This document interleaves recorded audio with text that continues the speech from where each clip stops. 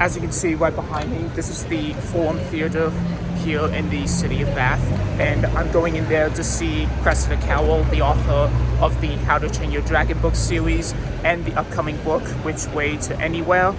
And yeah, should we be able to unlock a few things from that book, probably some no spoilers or whatever. Yeah, this is gonna be an interesting one. So let's get in quickly now before the queue gets bigger. Please can we give a very warm welcome to Cressida Cowell.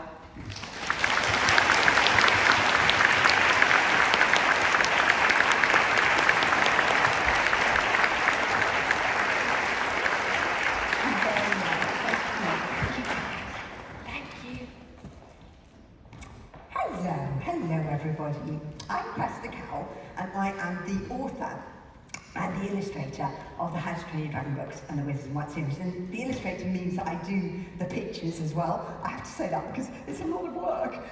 And so, yes, I do the pictures as well. And I've written, oh my goodness, I've written all of those dragon books and the Wizards and White series and now my new book, Which Way to Anywhere. But I'm going to take you back in time to 25 years ago, when I hadn't written the book at all, but I just had a baby. And anybody in this room who's ever had a baby will know that there's a moment when you look in the back of the car and you think, they're going to let me out of hospital with a baby, but I know nothing about babies. And so you start finding out about babies really quickly and looking back to your own childhood, and these are the words that I wrote. There were dragons when I was a boy. There were great grim sky dragons that nested on the cliff tops like gigantic, scary birds. Little brown scuttly dragons that hunted down the mice and rats in well-organised packs. Preposterously huge sea dragons that were 20 times as big as the big blue whale, and who cared for the fun of it. You will have to take my word for it, for the dragons are disappearing so fast they may soon become extinct. Nobody knows what is happening. They're crawling back into the sea from whence they came, leaving not a bone, not a fang in the earth for the men of the future to remember them by. So, in order that these amazing creatures should not be forgotten, I will tell this true story from my childhood. I was not the sort of boy who could train a dragon with a mere lifting of an eyebrow. I was not a natural at the heroism business. I had to work at it. This is the story of becoming a hero the hard way. Okay.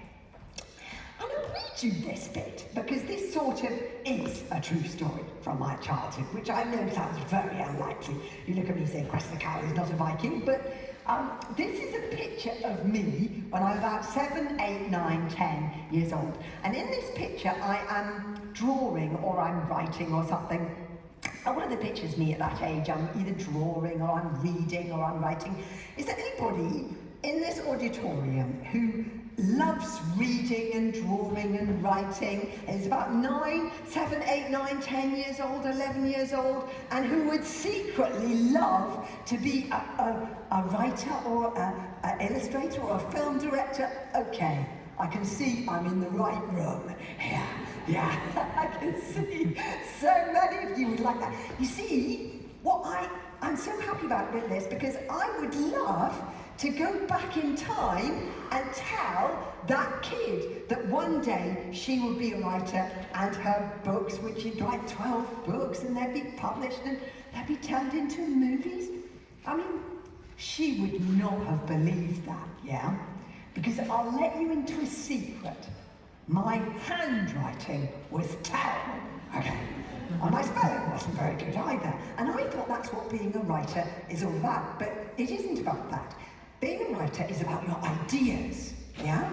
And I don't want a kid who's got the most amazing imaginative ideas, but who struggles with the mechanics of writing, with getting things down, or whose ideas come too quickly to get them down, to be put off, yeah? Being a writer is about your ideas. It's not a race, is it, adults? They'll all learn to read and write sometime. It's not a race, is it? Yeah? And sometimes I go into a school and I see A kid saying, I can't think what to write, or I can't, my ideas come so quickly I can't write them down. And I say, you were the kid who I just saw playing in the playground some incredibly imaginative game where you were this person and they were that person. That is writing. That is writing a screenplay, yeah? Don't let the mechanics of writing hold you up, yeah? Being a writer is about your ideas, yeah? And I'm writing in rather an amazing place. I grew up in London in a house without a garden because my dad's job was in London, that's where his job was. But my dad's heart was in the wilderness, yeah? He was this thing called an environmentalist, yeah? He was, have you heard of the RSPB, which looks after birds, He loved all those different birds, yeah? He was chairman of the RSPB, and then after he retired, he was chairman of the Kew Gardens that looks after all the lovely plants and everything. And he was good friends with that lovely David Attenborough, yeah? Have you been watching Frozen Planet 2? Please! Oh, it's so great. Yeah. Anyway, so what that meant for us as children, though, was that every year, from when I was a baby, this is where I'm drawing, we would be dropped off on this uninhabited island off the west coast of Scotland, an island so small that when you stand on the top of it, you can see sea all around you. We'd be dropped off by a local boatman and picked up again 2 weeks later. Who thinks that would be really cool? Me. Who thinks my dad was crazy? He was crazy. What was he thinking? What if somebody broke a leg? Yeah, he would say, oh, we'd send up a flare or something. Nobody's looking off the west coast of Scotland for a flare. Yeah, somebody broke a leg. No mobile phones back in the 1970s, yeah? But a really cool experience for a kid, yeah? And you see this thing that looks at that house, yes, there, that was a house. When I was 9, my dad had that house built on the island. To start off with, there was no houses, no Tesco's, yeah? No roads. Then, from when I was 9, my dad had that house built on the island, and then he got a boat so you could go out to sea to catch fish to eat and things, because then we spent the whole summer on the island. And if you're going to spend a whole summer on an uninhabited island off the west coast of Scotland, you have to catch, with no Tesco's, you have to catch fish to eat and things like that, yeah? Who thinks that would be so cool? Yeah, me. I'm going to see who keeps their hand up now. I'm going to tell you that this little house, yeah, has no electricity, so no television. Intake of breath. I'm going to see who's still got their hand. I love you guys. You've still got your hands up. Yeah, you're quite right, because it was incredibly cool experience for a kid. Because you see those people running wild at the bottom. That's me and my brother and sister and little cousin things running wild all over that little island. Because this was the 1970s. Okay, yeah, people who grew up in the 1970s, they're laughing here, yeah? And the notion of childcare in the 1970s was to open up the front door, yeah? Boot the kids out, and then say, bye children, come back when you're hungry, don't fall off a cliff, yeah? I mean, he thinks that would be so cool. I know. The past is another country. They do things differently there. Yeah, that's the go-between. Yeah, anyway, back in the 1970s, nowadays we follow after our children, well, like we're their bodyguards, don't we? But back in the 1970s, we ran wild. And there are pictures of me, it was dangerous. Yeah, there are pictures of me and my brothers and sisters going out in rubber dinghies without life jackets and, yeah, on our own, no adults, and climbing cliffs. I used to, at the beginning of How to Train Your Dragon, there's a cliff that looks a bit like a skull. That's a real cliff on the island, and the right-hand eye of the skull used to climb, right up it. No, not an adult in sight, yeah? And I used to climb up it looking for dragons in the cave, yeah? Why was I looking for dragons? Well, Real Vikings, you see, lived on that island once upon a time. They came from, oh, hang on, they came from Norway. Actually, the Vikings, some of them came from Denmark and they went to the east. And the ones from Norway came down that west coast of Scotland, and they came as pirates and they stayed to settle. So real Vikings lived on that island once upon a time. And so a lot of the stories that my dad used to tell us, because we didn't have telly, late at night, was about, by candlelight, was about Vikings. And Vikings believed that dragons really existed. They thought they were real creatures, that they could exist in earth, air, all four elements, earth, air, sea, fire. So yes, and you can see, if you spend any sort of time on an island like that, why people thought that dragons existed. I'll tell you why Vikings thought that. But one of the stories that my dad used to tell me from that big island there called Mull was about a dragon that had turned into a mountainside. And can you see something weird about the mountain behind the little house? That's me going back as an adult to the house. Yeah, can you see something weird about that house? Yes, my darling. What's weird about the mountain behind? Yes, the hill behind looks exactly like the back of a sleeping dragon. Look, that's its head, that's its back, that's its tail, curled underneath it. And on stormy nights, I used to imagine, what if the sound of the storm was the sound of the dragon shaking off its rocky incarnation and waking up? You can see where these stories came from. Because real monsters live in the sea, and I know because we met them. Yeah, one time, my dad put a lobster pot on the bottom of the ocean. And it's quite an anxious moment, picking up a lobster pot. It teaches a writer a lot about suspense, okay? Because you don't know what's going to be in it. One time, my dad picked the lobster pot over the side, and this leapt out at my dad. Yeah. Put your hand up if you think you know what this is, yeah? Okay, I can see that quite a lot of the children know what this is, and not so many. This is why I love children. Their natural history or knowledge is brilliant. You shout out and tell the adults what this is. It's an eel, adult, but it's a special kind of eel called a conger eel, and conger is a technical term for ruddy massive. Okay. It's a huge eel, but you can see why peoples of the past believe that dragons really existed. If you think of Chinese dragons, they look a bit like this. You can think of the Vikings out at sea. They would have seen a sperm whale fighting with a squid or something like that. You can see why they believe that dragons existed, or dinosaur bones. But how do I make you feel that my dragons exist? Now, I'm going to teach you my first and almost my last tip about writing. So it's a really important one here, yeah? So clean out your ears, yeah? Okay.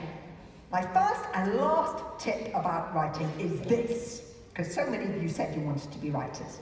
Writing is like telling a really big lie, okay? A real stretcher of a lie. The more you base the lie on a tiny grain of truth, the more it comes alive in your reader or your watcher's head. So shut your eyes for a second. If I say Gobber the Belch had a big red beard, can you see the beard in your head? It's laughing already. Yeah, you can sort of see it. But if I say Gobber had a beard like exploding fireworks, or Gobber had a beard like a hedgehog struck by lightning, can you see the beard more clearly? Because I based it on something true, the five senses. Something you can smell, or you can touch, or you can taste, or you can hear. Yes. There's a posh word for this, and it is research, okay? Which sounds so boring, but is so exciting. I do loads of research into real things to make you think that my imaginary things are true, and research can take different forms. Sometimes, that something true is, based on your five senses, if you're describing something. Other times, like for instance, if I'm doing something, if I'm trying to think of a storyline about Vikings, I'll read up about Vikings, and I'll find out an incredible fact. Like, did you know that Vikings trained cats so that when they were sword fighting an opponent, they could throw the cat at the opponent's head, because it's very, very difficult to sword fight somebody if a cat is attacking your head. Isn't that extraordinary? Or I find a story about a Viking baby king who's surrounded by enemies, yeah? And so his bodyguard puts him on his back and skis the baby king to safety. Yeah, so cool. That'll give you an idea, you know, for a sort of how to treat a dragon's curse, yeah? You see how true research gives you ideas for stories and makes imaginary things feel real. But how do I make you feel that my dragons, you see, are real?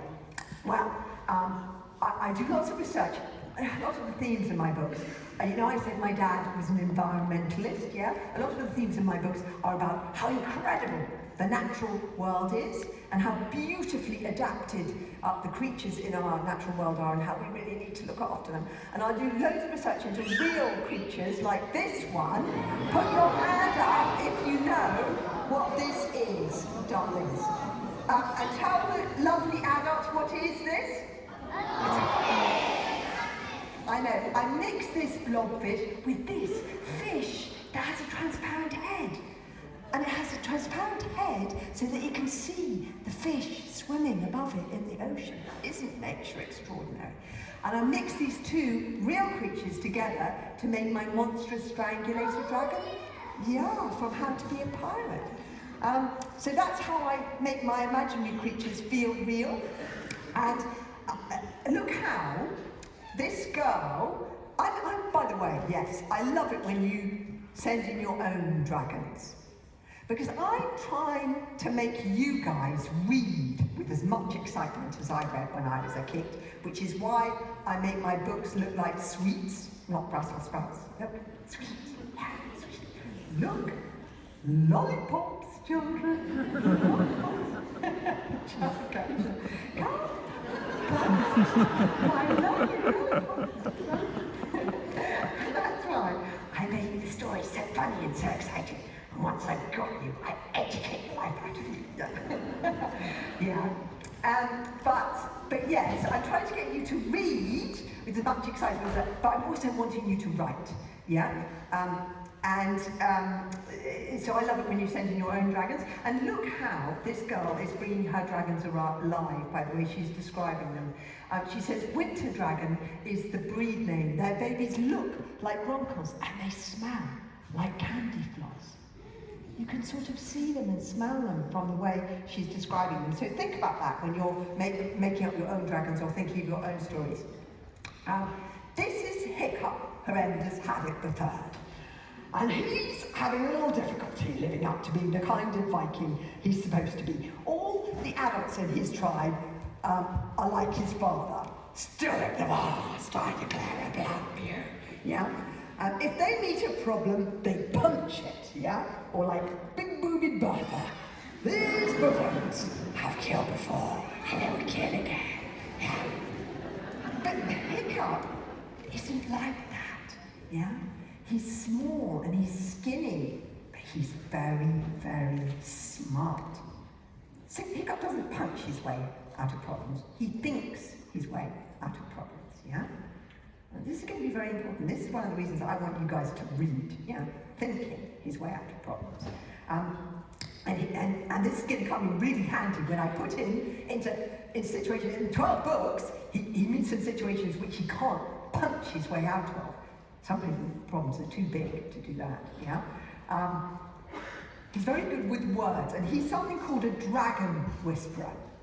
And so when he gets his very own dragon, Toothless, it means he's the only person who can speak the language that dragons speak to one another. And it's called Dragonese, and you can learn it through the books. And I'm going to read you and teach you a bit, just because people love it when I do it. I don't know why, even if they know the language already, they love it when I do it. But before I do, you have to get the adults in the room to put their hands over their ears, because this is not a suitable language for adults. And you may have to be quite bossy about this. You, sir, third row back, Don't make me go down there, sir. You are an adult, my darling, yeah? Anybody who can grow a beard is an adult. Yeah? Okay, darlings. I'm sorry, my love. You are an adult. You may feel like a child. Oh my goodness! This is who's in charge of this adult here? Yeah? I don't know. Nobody's in charge. You have to put your hand over your own ears, or I'll make this child at the end. Keep going. I enjoy it. No, go on. Put your hands over your ears, my love. Yeah. Right. Here are some common, you'll see why it's not a suitable language for adults. Here are some common dragon phrases to get you started. This is Hiccup talking to his naughty little hunting dragon, Toothless. Nea crapper in a dehusus pishu, which means no pooing inside the house, please. Yeah? Second one, I love this one still after 20 years. Min mama no like it yum yum on the bar, which means my mother does not like to be bitten on the bottom. Yeah. And this is to a larger dragon. Bishu kindly gogoot me friendly, which means please will be so kind as to spit out my friend. Yeah. You can take your hands off your ears. Nothing unsuitable happened here. Because they're true to the spirit of the books. They're films that make you laugh, that sometimes make you cry, that make you think. And they're about a new kind of a leader who's an inventor, who's a creator, not a punch your way out of situations leader. And they're also about the environment, looking after the environment and wildness, yeah, which is a theme in all my books. So I love the movies, even though they're a bit different. And this is me. I want to show you this picture because Hollywood seems so glamorous, doesn't it? It feels like something that you couldn't do. And I want to show you this picture to make you realise that this is something that you could do. These people, you know, are just my friends. You know, so that's me with the director, Dean DeRoy, who also directed an amazing film called Lilo and Stitch. But he's also just a friend of mine. There's lots of British people who are also working out in Hollywood, and we have an amazing film industry here in this country. So don't think that this isn't something that you could do. It is something. I wish somebody had told me that. And that is me with the producer. That's Bonnie Arnold, who produced all 3 Dragon movies, and also Toy Story 1, which I think was the best one. But she's just a friend of mine. This is something that you could do, yeah? And that's me at DreamWorks talking about Wizards of Once, which they have bought the film rights for, but they're taking an awfully long time making something out of it at DreamWorks. Okay, so Wizards of Once. I haven't got very much time to talk to you about Wizards of Once because I've now written 3 book series. And I want to tell you about Which Way to Anywhere and have lots of time for questions. So I thought I'd show you a book trailer. Wizards of Once is set at the end of the Iron Ages, end of the Bronze Ages, beginning of the Iron Ages, when magic really existed. Ooh. Oh, I love the book trailers.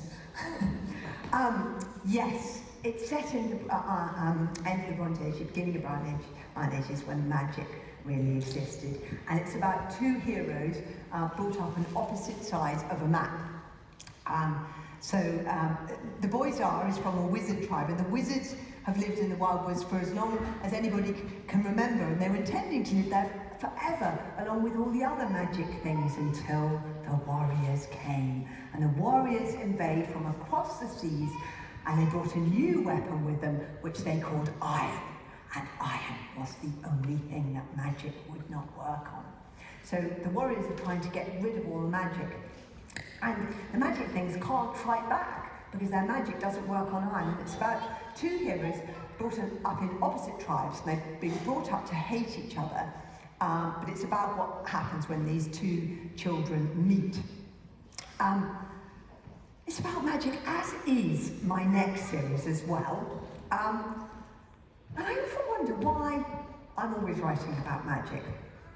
And I think it's because when I was a kid, I secretly wanted to have a magical power. Who here would secretly like to have a magical power? Any adult who doesn't have that is lying. Yeah? Okay, my darlings, you start telling me your magical powers. Okay, what is your magical power, my darling? Yes. What's your magical power, honey? Yes, you, sweetheart, yeah. Super strength. That's a good one, like Mr. Incredible. Super strength. That's a good one. Okay, yeah. Let's have one from the middle of the yes. Yes, my darling. What's animal shape-shifting into animals? That's a really ancient one that actually people used to believe in that one way before even the Stone Ages, up back in the Stone Ages. Yes, that's a wonderful one. Turning into bears or wolves or yes, that's a really cool one. Yes, what's yours, my darling? What's your magical power, honey? Anything you think of comes to life. Wow, that's quite a godlike power, isn't it? Here's a kid with ambition, yeah? I hope, my darling, it's very important when you have that amount of ambition that you're in charge of it, isn't it? Yeah, you have to have a good moral sense. That kid, yes. Okay, yep, okay, my darling, what's your magical power, honey? Having control over all elements. They're really omnipotent, these powers. Yeah, very, very cool. One more, yes, what's yours? Yes, darling. Invisible. We've got a sneaky one here. Yeah, you could do all sorts of naughty things if you were invisible. Yeah, I mean, actually, if you think about it, writing, yeah, a book, you sort of all have all these powers, don't you? Because you can be invisible, you can go back in time, you can sort of, yeah. I want you to think about your magical powers and then write a story about it. It's an amazing thing to write a story about it. But why do children so much want to be magic so much? And I think it's because the adults are so bossy, okay? I want you to point to a bossy adult in your life, okay?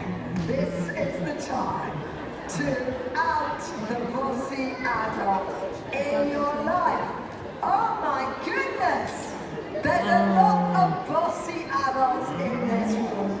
I think, however, I have to choose this one, okay, because 4 children in a row are pointing at this one, okay? Lovely bossy adult, yes. Hang on. Is the bossy adult, can you just speak up? Yes? Hello, okay. Do you admit, darling, that you are a bossy adult? Yeah? No. Outrageous! Outrageous! He doesn't even admit it. Okay. Yeah? Okay. Okay, darling, I'm going to struggle with this one, I can tell. Yeah? Okay, darling, you haven't admitted it, but you see, I have a magic eye, okay? And I can look into the lovely bossy adult's eye, and I can see that he doesn't really mean to be bossy, do you, darling? No! You don't want to be bossy, do you, sweetheart? It just means that if you think you're not going to be bossy, they'll never learn to read and write. They'll never go to bed. They'll never eat their vegetables. That's why you're bossy, isn't it, darling? But when I was a child, I secretly wanted to have a magical power. And the magical power would come fizzing at my fingertips, and it would make the lovely bossy adult's chair wobble just a smidgen. Can you feel it wobbling, darling? Can you? Just a smidgen. Yes, it would be wobbling, and I would keep my hand like this, and I would make the chair rise up into the auditorium, and I would whirl the lovely bossy adult round the room, you know? And I wouldn't hurt him because he's lovely. Yeah? I just just give him a bit of a surprise. And that's why I think children want to be magic. Yeah. But did you know that it's reading that gives you magical powers? Yeah? This is why I want you lovely adults to read to your kids. Yeah? Reading gives you 3 really cool magical powers. Firstly, this really is the adults. The 2 key factors in a kid's later economic success are 1, parental involvement in education, 2, reading for the joy of it. Yeah?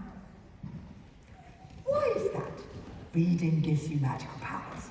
1, magical thoughts. Yeah? Magical thoughts. I told you about words, didn't I? Films and telly are not words mediums. Yeah? They're not word mediums, they're music, they're visuals, they're wonderful. Books are words. I told you what happened with the Dragonese, didn't I? What happened with the Dragonese? How clever it was. The more words a kid has, the more smart and intelligent, magical thoughts. Yeah. I can see that little kid there is bouncing up and down. She's got so many magical thoughts in her head. Yeah? The more words you have, the more magical your thoughts can be, more interesting. Second, magical power. Creativity, magic fingers. Fans are bossy. Movies and telly are very bossy. They tell you what things look like. In a book, you have to imagine. It's fantastic. Lots of research show it's amazing for developing creativity. Magic fingers, cool power. Third, empathy, magic eye. Yeah? Things in films and telly happen out there. In a book, they're happening inside your head. You are that person. It's like walking around in somebody else's skin. To quote To Kill a Mockingbird. Yeah? Empathy. Cool magical powers. Magical thoughts. Magical fingers. Magic eye. Yeah? Read to your kids, please. Yeah? We need these kids to be cleverer, more creative, and more empathetic than ever. Is your lovely adult reading with you? Yeah. Thank you. Yes, I remember every book that was read to me in an adult's voice. Yeah, I still remember it now. So please read to your children. Dave Tennant does read them very well, on audio as well, but read with your kids. That's why I deliberately try and make the dads cry. Yeah. Because if you're reading a book, or the mums laugh, if you're reading a book and your dad cries or your mum's laughs, it sends an incredibly important message to the kid that books have the power to make my dad laugh and my mum cry. Yeah? How important is that? Books are powerful things. That's why I write my books for adults as well as kids. And interestingly, that leads me in neatly to Which Way to Anywhere. Because for the first time, this is a family story. Yeah? My books are read a lot in families. I'm intending to do that. I write them on 2 levels, so that adults can enjoy them as well, genuinely, while they're reading with their kids. But this, for the first time, Which Way to Anywhere is a story about a whole family going on a journey together. And it takes place in modern times for the first time. Yeah? For me. Yeah? But in a world where magic does still exist, but the family in question is trying to keep it secret. Oh, this is the book trailer. So that's the book trailer. To Which Way to Anywhere. Does look really good. I'm so pleased with the book trailer. I've only just started seeing it. Yes. And it's a family story, but this is a family. In fact, it started off as 2 families. This is a blended family. So K2 and Isabird O'Hara are twins, and they're from a magical family. I'm going to introduce you to the characters, by the way, so you can choose who's going to be your favourite. They're from a magical family that is pretending that they're keeping its magic secret in a modern world that isn't very... I mean, you're way too young to have watched Stranger Things. I mean, I hope. Yeah, it's too scary for me. But you will see from, in the modern world, people are not very open-minded about magic. Oh, yeah. They're not very open-minded about magic, and so the O'Hara family has to keep it secret. And K2 is I'm very fond of K2. He's a bit shy and he's a bit unconfident, and but he does have a really interesting magical gift. But his twin, Isabel, is really clever and disobedient and cheeky, and she's quite dominating of K2. So K2 has a gift which he is keeping secret, and Isabel is not following the rules quite like she should. And so she's magicked the toothbrushes. She's put a spell on the toothbrushes and brought them alive at the beginning of the book. This is Isabel. Look at me, I'm completely out of control. Yeah. For some reason, my children keep on thinking that I'm like Isabel. I don't know why. But his magical gift, they're trying to keep secret because I'll tell you about it. It's a bit dangerous. This is the Smiths. Their mother, K2 and Isabel O'Hara's mother, has remarried, and she's married the father of their headmaster, who we think isn't magic. We think, we'll see though. We think Theo and Mabel aren't magic. Theo, I love Theo too. Theo's good at everything he tries. He's quite disobedient, a bit like Isabel. He's very popular. He's neat and organised and does not like the mess and chaos of the O'Haras. And he's a little suspicious that something strange is going on. Yeah? And he's determined to prove it. Theo can be a little overprotective of his younger sister Mabel. That's Mabel. She's kind and loving and gentle and sensible, and she's got a great affinity with animals, particularly Clueless the dog, who looks a lot like my dog Pigeon. She secretly likes the O'Hara house and family, but don't tell Theo. Now, these two sets of children have been brought together into one family, but they're really not getting on. They're arguing all the time, and the one thing they can agree on is their baby sister, Anna Peck. I love Anna Peck. She's the baby sister. She's the first time I've written a baby. It's great. She's the baby sister of both sets of children, and they all adore her. She's only 17 months old, but already has a rather commanding personality. Yeah. They're all living together in this big old falling down house, which is built on somewhere, strange, called the crossing of the Witchways. Anyway, they don't know what that means until we start finding out about K2's gift. Now, K2's gift is a really cool one. When I was a kid, I loved drawing maps. Who loves drawing maps? And there's, I love drawing maps. Look, there's a big person at the back who loves drawing maps. I love drawing maps. I used to draw maps all the time. What if those maps were of real places?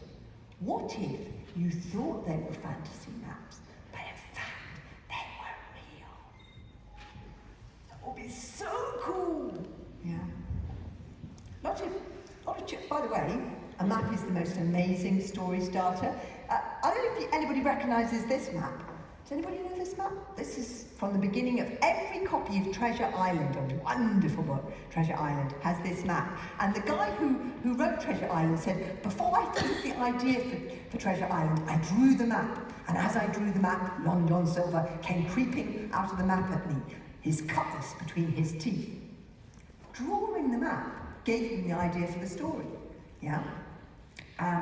So I would say, and it's an amazing way of making an imaginary place feel like a real place. Film directors often draw maps of their films, to make so they know, even though it's kind of imaginary, their film. So it's treating an imaginary place like it's physically real. Human beings are so clever in time and space, and so they know, so if you draw a map, it makes the imaginary place feel real. And look how this kid is thinking up ideas for stories. I would say to you, go and draw a map of your imaginary place and then write a story about it. Because look how this kid is thinking of ideas for stories from his map as he's drawing his map. So he's written on the map, Rodent Town. And you're immediately thinking, who lives in Rodent Town? Rodent is another name for a mouse or a rat. Is it giant human beings who look like rodents? Or is it a tiny little town for mice and rats? Yeah? And then he's written Dead Man's Cell. And I was thinking, why would a dead man need a cell? Dead men are kind of quiet. Maybe they're going to rise up. Yeah?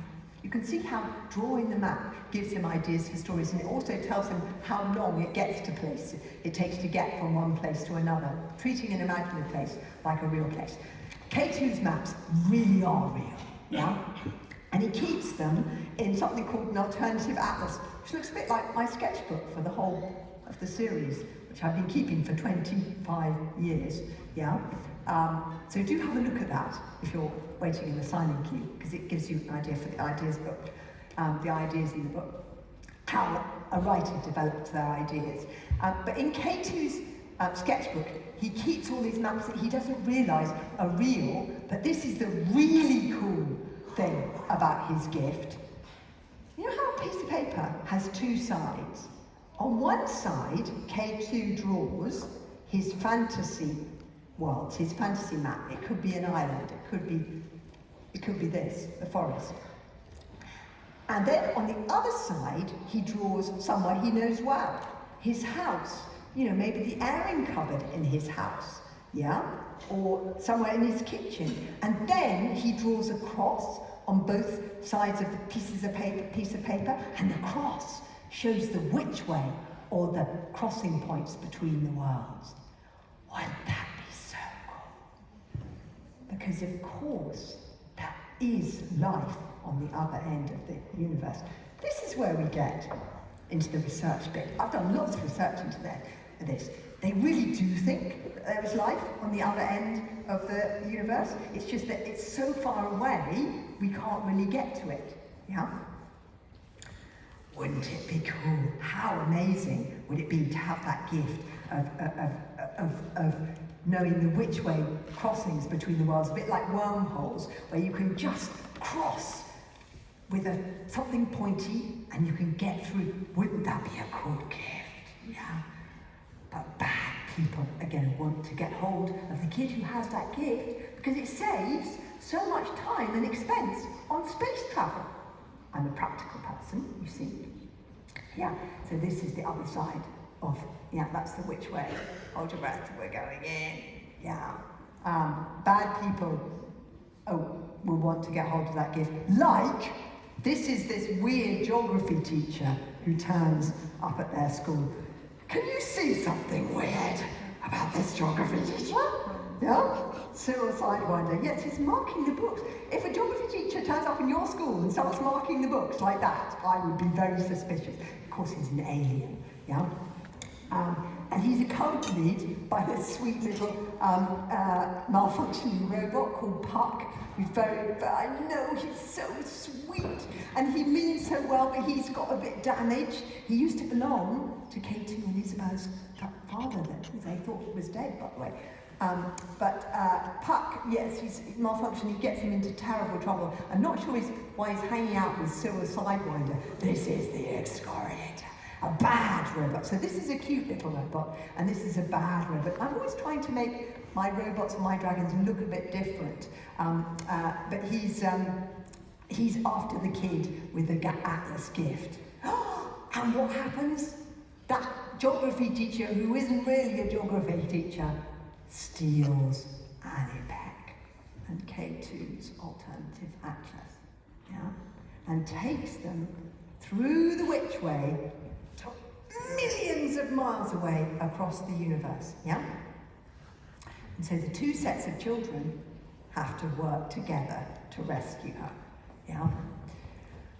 Okay. Oh, and they're accompanied by a very sweet toothbrush family. You remember the toothbrush family who I said Isabel had brought to life with a it's all about families, this book. And a magical hairdryer, that was Theo who brought the hairdryer to life. And he's a bit like a little horse, the hairdryer, a little seahorse. They don't speak. I mean, they only just move, they don't speak. Oh, and there's this, the other person who turns up is this bounty hunter called Horizabel, who has a robot hand and a tree hand, and we're just not sure whose side she's on. She's very cool, though. Yes. Just before you ask questions, I'm keeping an eye.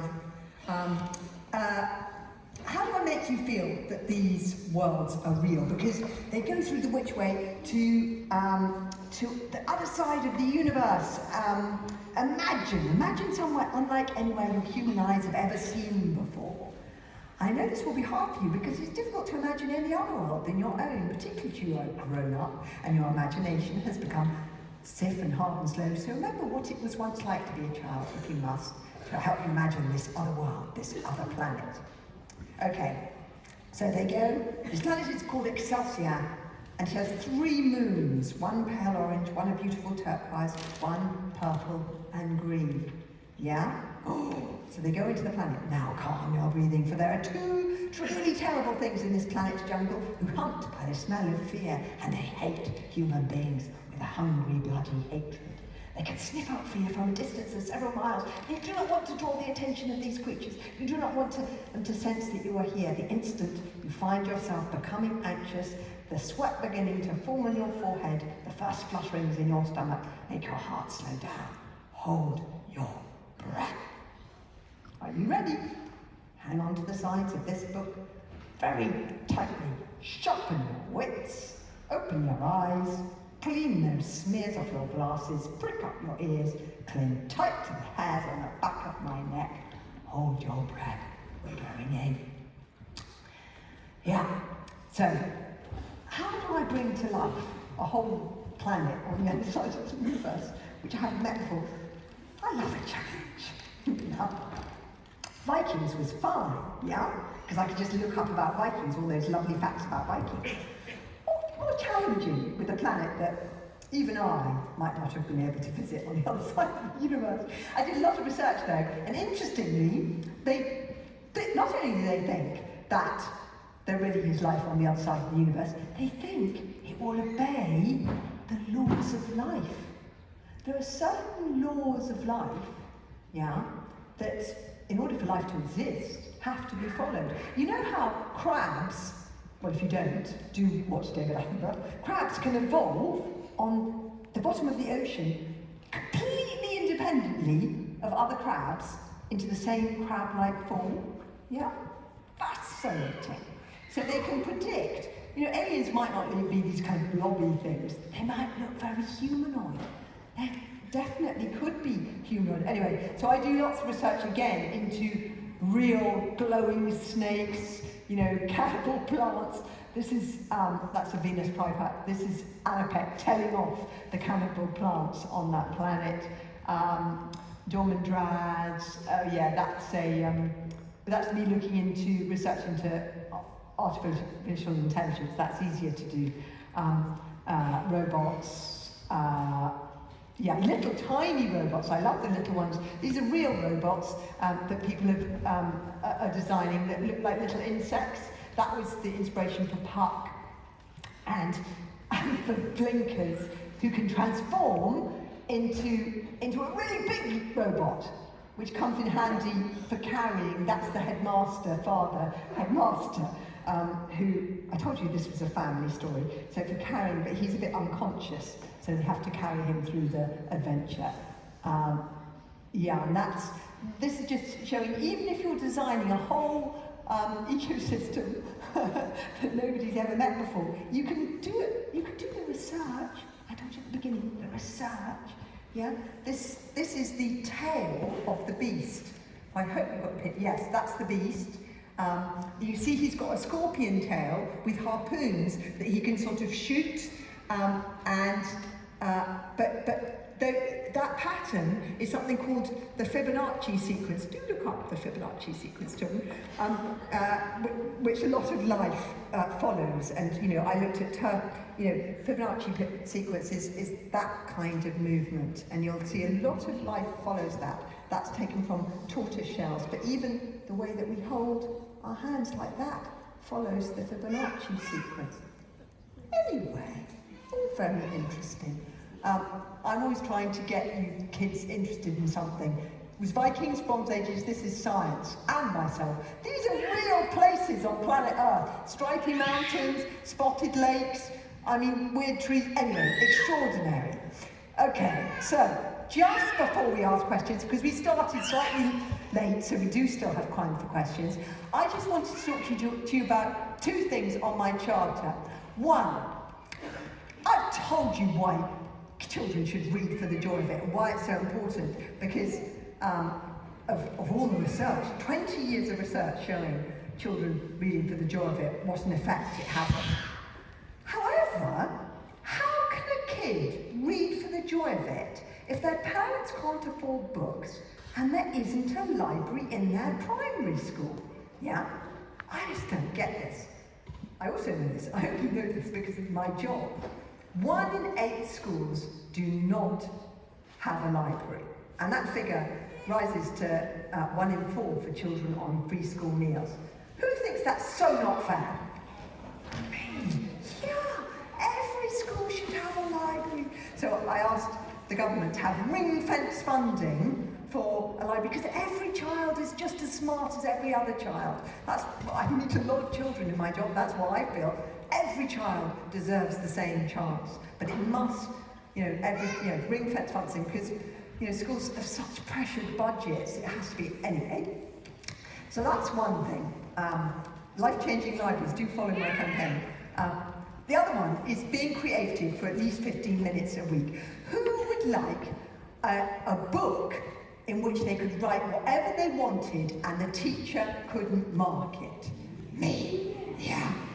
I had a lovely teacher, just for 15 minutes a week, I had a lovely teacher called Miss Mellows who gave me that book, yeah?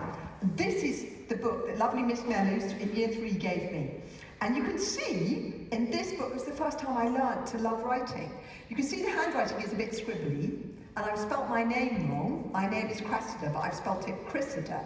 But I'm drawing the sprites and the imaginary things that later turned into Wizards of Once.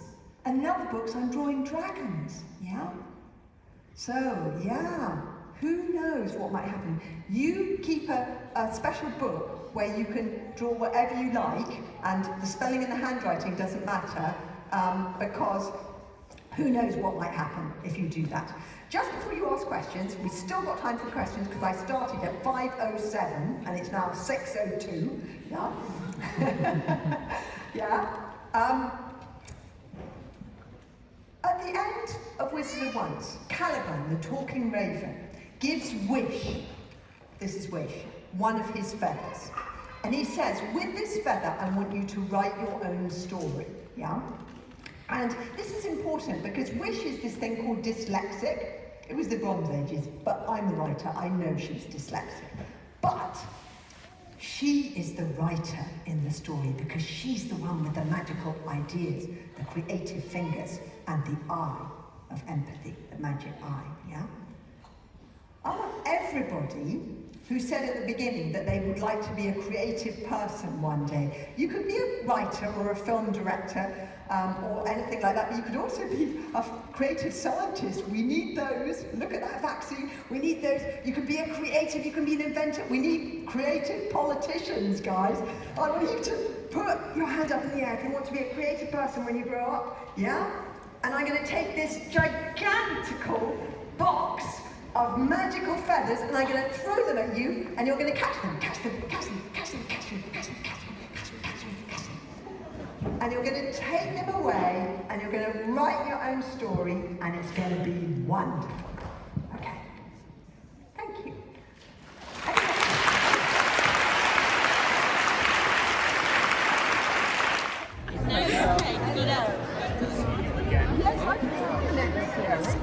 It was 4 years ago. I came to this event here in Chicago, and I probably asked you a question on which of the 3 Untitled Chapter movies was your favorite, and you just couldn't decide. I know. And they're not so good with favorites. I know. No. But again, it is a pleasure to see you again. Would you like a photo? Yes, please. Yes. I even watched a bit of the second movie before I left the house. Do you want me to stop videoing? Lovely. I think that's good, yep. Yeah, and I'm looking forward to seeing what DreamWorks are going to do with the Wizards of Once. Still in development. Fingers crossed what happens. Yeah, it can take a while. They got taken over by So let's shake on it. Let's shake on it. Yes. Hope to see you again soon in Bath. Yes, absolutely. Thank you. What's your name again? Set it off. Put it back on.